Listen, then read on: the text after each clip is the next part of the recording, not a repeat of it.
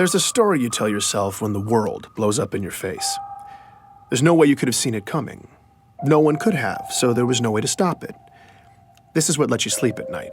But go back in your mind to before it all happened. Replay it in your head, except this time, maybe you'll see it. Something small, out of place. Maybe it's just a single thread, but it's the truth. Nobody saw it coming when they arrived. An alien race known as the Covenant. Before 2552, there was no way anything like that could ever happen on Earth. On one of those distant planets in the outer colonies? Maybe. But an attack on Earth? Couldn't happen. Until it did. It's called glassing. Covenant warships rain plasma down on a planet until everything and everyone on the surface melts. Usually it's complete world destruction. Earth only got a taste. The prolonged orbital bombardment destroyed East Africa, killing millions before it ended. None of us were safe anymore. But something else happened that day too. Or someone. You've heard the eyewitness accounts. Every skeptic has seen the footage. I was there, and yet still to this day, it's unbelievable. A massive man in green armor appeared seemingly out of nowhere in New Mombasa, performed superhuman feats to single-handedly repel a global invasion and then disappeared? This was the Master Chief. The Unified Earth Government's military body, the UNSC, eventually released a statement. Who he is, where he came from, and that he's continuing to keep us safe. And that was that. But who is the Master Chief? Where did he come from? Is he continuing to keep us safe? I'm Benjamin Giroux, and this is Hunt the Truth. For all us cosmopolitan Earth types who don't venture into the far reaches of space, there's a planet way out in the outer colonies called Eridanus II. If you're thinking of visiting, don't bother. It was catastrophically glassed in a Covenant attack in 2530. But 19 years before it got wiped out, our hero, Master Chief Petty Officer John 117, then known as John, was born in a metropolis called Elysium City. That's where I started. Do I remember him? Oh, yeah, you don't forget a kid like that. That's Dion Govender. He chatted with me from his home in the outer colonies. Dion's retired now, but years ago he taught John at Elysium City Primary Education Facility number 119. Apparently schools in the outer colonies don't have the catchiest names. John was something else. He was sharp and quick, always evaluating the situation. Other kids just gravitated to him, you know? Dion seemed most excited to talk about John's athletic ability. The kids used to play King of the Hill after school. You know, the old game where you wrestle and push each other to try to be the last man standing. I would walk by sometimes, see him playing after school, you know, and without fail, I swear, it was always John standing alone at the top of that hill. Right. Every single day. Yeah. Matter of fact, I think the other kids ended up fighting for who got to be king halfway up the hill, because nobody was messing with John. I definitely remember John. You're going way... That's Ellie Bloom, another lifelong resident of the outer colonies. When she was young, she and John lived on the same street, just a few houses down. Well, he was a little younger than me, but let me tell you, that boy did not look like a kindergartner. He was a big kid. My friend Katrina and I used to meet him in this vacant lot in the neighborhood. The three of us would build these obstacle courses out of random junk and then race. You know, just kid stuff. As Ellie talked about her early years in Elysium, it wasn't long before she was getting nostalgic. On warm nights, sometimes our parents would let us go out to the green space and lie in the grass. And we'd just lie there, stare up at the stars. It was a nice place to grow up. Finding Ellie was a huge win for me. When a planet's been glassed, tracking down former residents can be damn near impossible. Any records kept locally, paper, hardened data storage, even human memories, after a full-scale glassing, they're just gone. Thankfully, though, the Office of Naval Intelligence, or ONI, had furnished me with a list of interviewees. That's how I'd gotten Dion.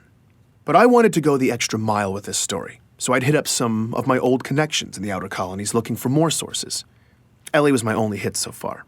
Did you keep in touch with John? No, I wasn't allowed to use Waypoint much when I was little. But I did keep in touch with Katrina. We still talk, actually. You know, she probably remembers John. I'm gonna tell her I talked to you. Wait, what was this for again? It's a military thing? Oh, no, John is the Master Chief. What? Yeah, John became the Master Chief. Like the Master Chief? Yep. God, no way, are you serious? I'm not kidding you. I'm telling my God, that's crazy. L.A. lost her mind for a few minutes. I guess it's not every day you find out that your childhood playmate saved the galaxy. Oh my God, now I'm definitely telling Katrina. I mean, she is gonna freak out. All right, so maybe Ellie wasn't going to be much help. I needed more of the young warrior angle. Here's Dion again. The box's story. No, what's that? Okay, so. Not yet. I taught the primary kids, right? But I also ran this boxing league at the high school. Uh-huh. Second week, we're doing drills in the gym. John walks in. Yeah. Now, mind you, John is in 6th grade at the time. I say, hey, John, what's up? He says, I want to sign up for boxing. And I say, John, you're 12. What are you talking about? But John was adamant. But I look at him and he ain't leaving. Right. So I said, okay, what the hell? Figure let it be a formative lesson for the kid. I don't know what it. So I put him in the ring with one of the smaller guys. John pummeled this boy. It was over in about 15 seconds, okay? So, all right, I put him in with this bruiser. Now, a real good fighter. Yeah. Okay? Good fighter. 2 punches. John laid him out. 12 years old. I liked talking to Dion. He was warm and funny in that grandfatherly memory lane kind of way. I realized I'd gotten lost in it all when the narrative took a dark turn. But then, one week, John just didn't show up.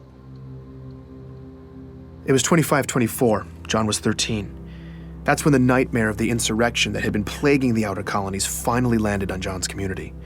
Under pressure from UNSC troops, the rebels were on their last leg, desperately seizing territory in the region and launching paranoid inquisitions to find spies. Civilian abductions and interrogations became commonplace. They would just, question you. Just these meaningless questions for hours and hours. Thomas Wu was living on a neighboring colony when the rebels showed up and hit hard, sweeping up Thomas and thousands of others in raids. What followed was months of horribly overcrowded detainment, neglect, and often constant questioning. Did you know this guy? What are the encryption codes for this system, that system? And you have no idea what they're even asking you. In the final couple months, Thomas says his captors started coming unhinged. And then toward the end, they just disappeared, They were gone. leaving Thomas and hundreds of others locked up, starving. I don't want to play this part of the interview, but I'll tell you, it got bad. He talks about being packed in like sardines, warm bodies, cold bodies, people dying in the dark, the smell. He doesn't know how long it lasted, maybe weeks, but Thomas and many others survived.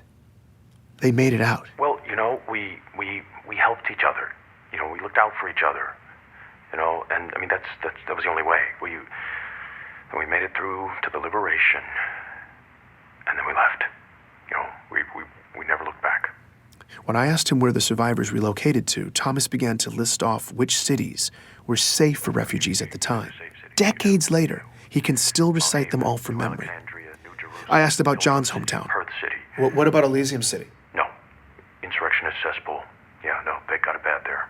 Dion Govender confirms this. In Elysium City, people just disappeared back then. Just happened. Once the insurrectionists took over, whole neighborhoods just got scooped up. This went on for months. Every day. He talks about watching his community get torn apart slowly, every day. I asked him about John. Yeah. Him and his parents. Sean missed the first practice and the last one. Back then, it seemed like everybody had... I'm sorry. No, it's fine. Take your time. It was hard watching Dion break down like this. He just looked defeated. These kinds of interviews are brutal. I wanted to comfort him, but it just felt condescending. Like I have any idea what it was like for him. So we were quiet for a bit. Before we ended, though, he said this. I think that If anything good can be said to have come from all of this, it's that everyone who went through it can know that their struggle wasn't for nothing. When you have a young man who can rise up from something like this and do what John has done, he honors all of us. Dion believed in John, the way the rest of us believe in the Master Chief. He made it seem like this tragedy that shaped him was almost necessary. I certainly felt like I had the proper beginnings to a hero's origin story. The story made sense, it felt right. Sometimes you have to go back, though. Look again, because maybe you'll see something small, out of place, that single thread. Later that evening, after my interview with Dion, I was pretty drained, so I spent some time sifting through a bunch of file boxes. I'd paid this scavenger in the outer colonies to dig around and send over any Elysium City documents she could find. The only local government records left were hard copies, but I took them anyway. I was sorting through a messy box of local census registries when I stumbled across John's name. One line of basic information, printed out in black and white. That's when I saw it. A single letter next to his name. D. I was staring at an official document that said quite plainly that in 2517, John died at 6 years old. Please join me for the next episode of Hunt the Truth.